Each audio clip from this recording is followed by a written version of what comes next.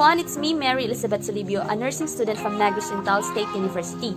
On this video, I am going to talk about schizophrenia and other psychoses together with my partner, Apumi Garciano, whom you will see on the next video. So, let's start! So, schizophrenia is a serious mental disorder in which people interpret reality abnormally.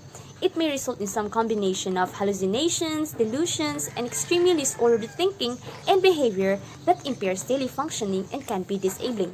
And these disturbances last for at least 6 months. It affects 1% of the total population. Men often develop symptoms at the age of 15 to 25, while women tend to show signs at the age of 25 to 35. The exact cause of schizophrenia is unknown, but researchers believe that a combination of the following factors contributes to the development of the disorder. Let's start with genetics. The most important study have centered on twins. This finding demonstrated that identical twins have a 50% risk for schizophrenia. That is, if one twin has schizophrenia, the other has a 50% chance of developing it as well, while fraternal twins have only a 15% risk. Other important studies have shown that children with one biologic parent with schizophrenia have a 50% risk. The risk rises to 35% if both biologic parents have schizophrenia. Next are neuroanatomic factors. Findings have demonstrated that people with schizophrenia have these following abnormalities in certain brain structures which may contribute to the development of the symptoms. Intrauterine influences also are being studied as possible causes.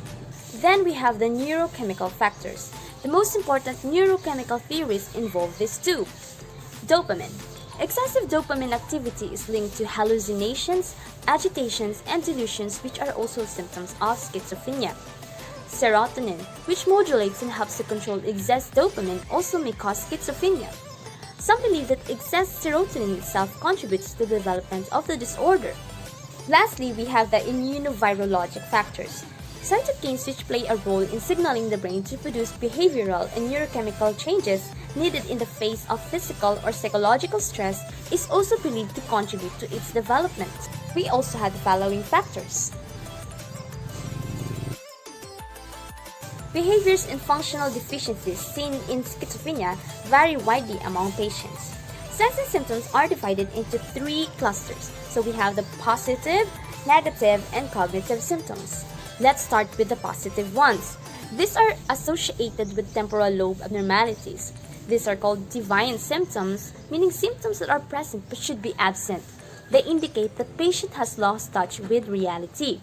And it includes hallucinations. This usually involves seeing or hearing things that don't exist. Heal yourself, heal yourself, heal yourself. Hello, bitch! Delusions. These are false beliefs that are not based in reality. For example, you think that you're being harmed or harassed. Certain gestures or comments are directed at you.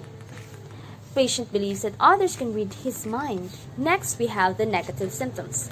These symptoms are associated with frontal cortex and ventricular abnormalities. These symptoms reflect the absence of normal characteristics, and it includes apathy, which is the lack of interest in people, things, and activities. Anhedonia. People with this can no longer enjoy the things that they once loved. Blunted effect, showing less or no emotional expression. Poverty of speech is the tendency to speak very little or to convey little substance of meaning. Lastly, we have the cognitive symptoms. This reflects the patient's abnormal thinking, poor decision-making skills, and poor problem-solving skills and ability to communicate and his strange behavior. And it includes thought disorder, which is characterized by confused thinking and speech. Bizarre behavior. These are behaviors that are odd, strange, and or unexpected for that person. Schizophrenia usually progresses through 3 distinct phases. First, we have the prodromal phase. Prodrome refers to the early signs and symptoms.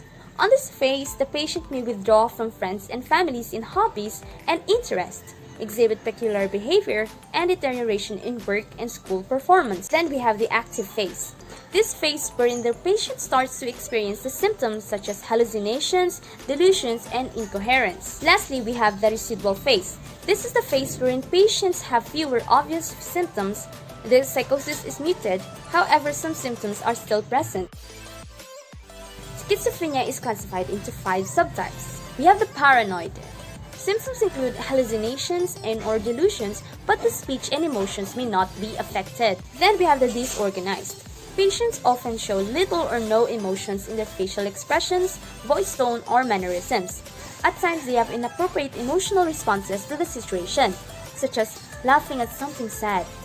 The patient may have disorganized speech patterns, and others may find it difficult to understand them. The catatonic type, characterized by unusual, limited, and sudden movements. The patient often switches between being very active or very still. They may not talk much and may mimic other speech and movements. Undifferentiated type. Patient may have signs of paranoid, disorganized, or catatonic schizophrenia, but it doesn't obviously fit into one of these types alone. Lastly, we have the residual type.